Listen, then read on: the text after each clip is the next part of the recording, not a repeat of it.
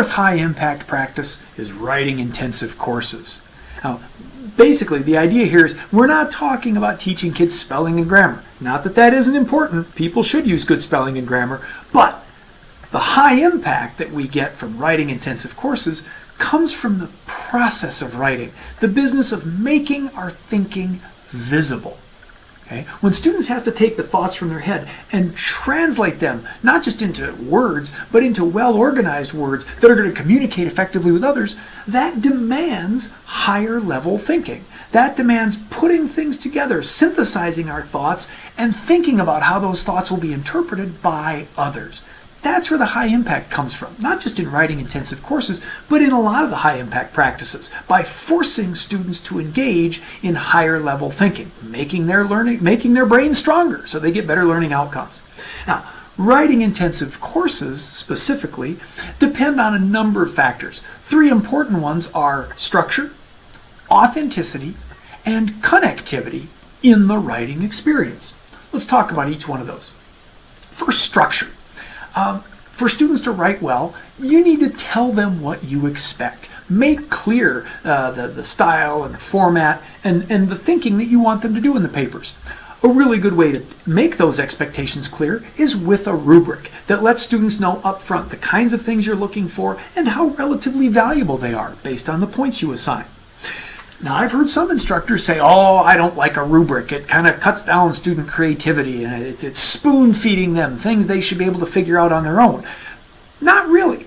The research indicates that when you give students rubrics, when they know the expectations, they can get past trying to divine the nuts and bolts of what needs to go on the paper, and they can focus on the content, focus on the real business of translating their thoughts into good writing for the audience of the instructor and for others. So provide students with some guidance and some structure to help them produce good papers. Second, even as you provide structure, give students meaningful, authentic writing experiences. You don't want to grade a bunch of busy work, and neither do students. You want to promote meaningful writing. If you want them to do thinking, you want meaningful writing that pushes deep learning. You want to encourage students to write beyond the grade book. Don't just write to check off boxes on the rubric, even though that structure is important. Meet those requirements and then go further. Think about who you're communicating with. Think about the ideas you want to convey and how best to convey them. Urge students to write with an eye toward a real audience. And push them, as they're writing, to engage in integrative, critical, or original thinking, to really look at all the things you're studying in the class and their own interests and other courses and try to pull that together into original writing products that say something useful.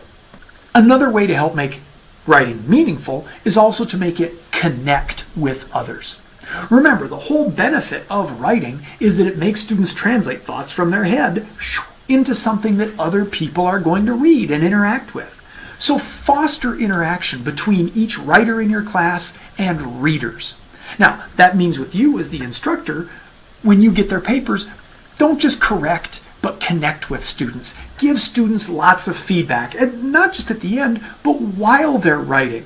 Give students advice on what they're doing well and how they can improve their performance as you work toward the final paper. Show them that you're really listening to what they're saying, both in the format and the style, but also the content. Engage with that content. Have conversations with them about what they're writing. Show them that their writing is worth your time. Also, have students interact with each other's writing. Now, peer revision can become kind of a logistical nightmare. If you've got 20 students and you say to everybody, read everybody else's paper, that's 19 papers. Try to chunk down the peer revision process. Have students say, read maybe just one or two other students' papers, or read just the introduction to one or two papers.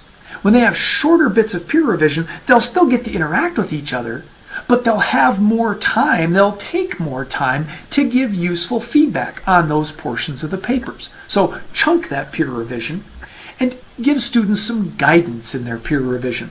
Don't just say, okay, grab your neighbor's paper and read it and tell them what you think. No, give students some hooks, give them things to work on. Say to them, read your neighbor's paper and Watch for, say, the number of examples under each main point, or have students read papers viewing just their transition statements. Ask them to watch how well students connect one main idea to the next. When you guide students that way, give them some focused peer revision practice, you're not only making the project easier and more focused and giving students some useful feedback, you're also planting the seeds of good questions that students can ask not only of their peers' writing, but of their own writing. Because when they go through a peer's paper and they're like, gee, I was supposed to look at Johnny's paper and see if he had good transitions. I wonder if my paper has good transitions. Help students connect that way with their peer revision. They'll ask good questions about their own writing. They'll realize that other people are really going to see and interact with that writing, and they'll have a better experience. That's what will make a writing intensive course a truly high impact practice for your students.